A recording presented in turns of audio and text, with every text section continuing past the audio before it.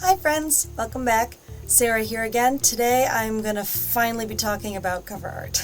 This is following up a series that I had been doing a few months back about self-publishing, and a lot of things happened that kind of derailed and postponed getting to this video, but I figured that this was the best time to finally loop back around again and talk about the cover art for my books. As many of you may already know, I did all of the artwork for Moonrise myself, so this included the cover art. However, Incandescent Magic Unknown, my first publication last year, I did not do the cover art myself. My sister did take a stab at it, but neither of us were really happy with the way it came out. I had kind of an idea in my head, but I didn't know how professional it would look, if it would be taken seriously, or if it was just a concept in my head that maybe needed to stay in my head. Like I did with other aspects of my self-publishing journey, I went to Fiverr, which, if you don't know, is an online marketplace for hiring freelancers to help you with projects. I searched extensively. I looked through many different styles of cover art. I looked through different price ranges. I was looking through all of the reviews that people had left for these freelancers. Much like I did with the editor, I spent a lot of time doing a lot of research, making sure I found the correct person to do the job, because Incandescent Magic Unknown was such an important passion project for me after all of the hard work I had put in over the years. And I didn't want to just settle, for any editor, for any cover art. Like, it was important that it met or exceeded my expectations. And finally, I found someone that I liked, Sherry Fox. Forgive me if I'm pronouncing your name incorrectly, but she had beautiful artwork in her portfolio, so I connected with her, we started talking.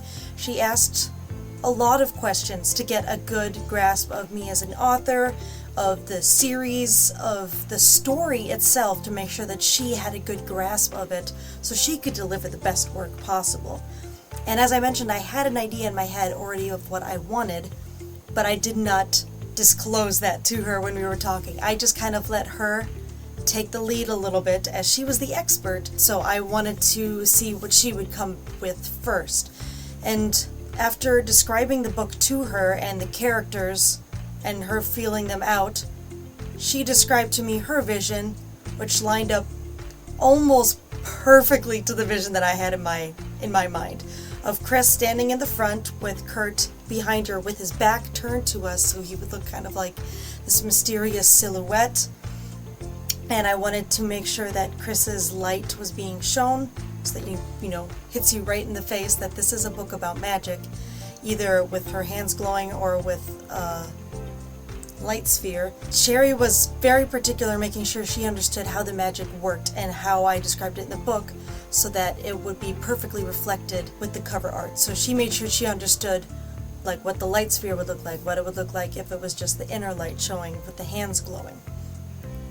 She also asked for the details of what type of magic, if Kurt was going to show any, and I mentioned that he tends to favor fireballs a lot, so she gave him the fireball on the cover. And she went so much into detail that if you look closely, you can even see Kurt's scarring on his arm, which I didn't even notice until the book was already printed and I had it in my hand. And I have to applaud her so much for that. Was a detail I told her, and she took it and she ran with it and she delivered. She did such an amazing job. See, right there, scarring on his arm. That is attention to detail.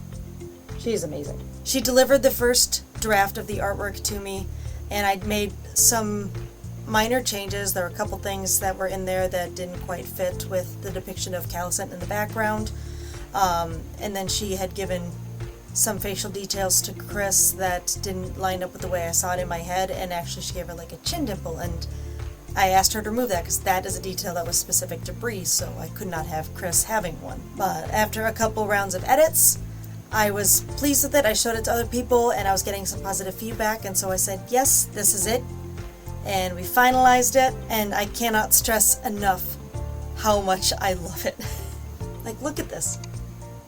It's beautiful. But she was so incredibly easy to work with. She was very easy to get in contact with. She was so helpful. Like, I went back a couple times, like when I was publishing it, and suddenly the file wasn't the correct width or height or something with the dimensions were incorrect.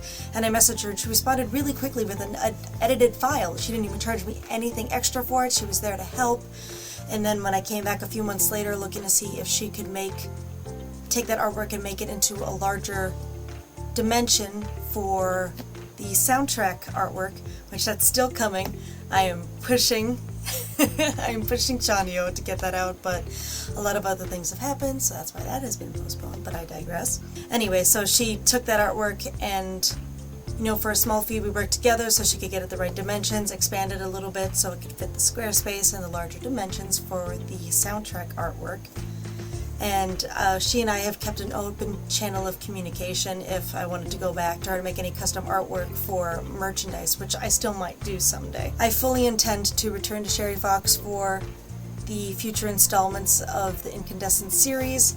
She, took a lot of time and detail, even making sure to put the one on there for when there's 3. And any future series I do, any other future books, I may go to her as well for the fantasy genre because she did an amazing job. I will link her in the description down below, so if you are writing a fantasy book and need a cover artist, you can reach out to her because, again, incredible, wonderful person to work with. And I can't stress enough how much positive feedback I've gotten for the cover art. I was recently at a book and author fair, and I had both my books out, and even though I am extremely proud of the work that I did for Moonrise, and I've gotten many compliments for the cover art, this was the one that people kept stopping for. This was the one that was catching people's eye, and they needed to stop and ask more questions and learn more about the book. So, huge shout out to Sherry Fox. As I'm looking at it, it might be Cherie. I think it might be Cherie Fox. I'm so sorry if I'm pronouncing your name incorrectly. So that's the story of how I found my cover artist for the Incandescent Magic Unknown artwork. This video was a long time coming, so I hope it was worth the wait. If you enjoyed the video, found it entertaining, educational, inspirational, hit that like icon below, subscribe for more videos of this kind of content. I am also working on an upcoming series where I'm going to be having discussions with other authors. I'm very much looking forward to that. I'm very excited for it. So if you want to get notified of those videos when they get uploaded, you can hit that little bell icon if you wanted to. Up to you. But that's all for today. Thank you guys for tuning in, and I'll see you next time. Bye.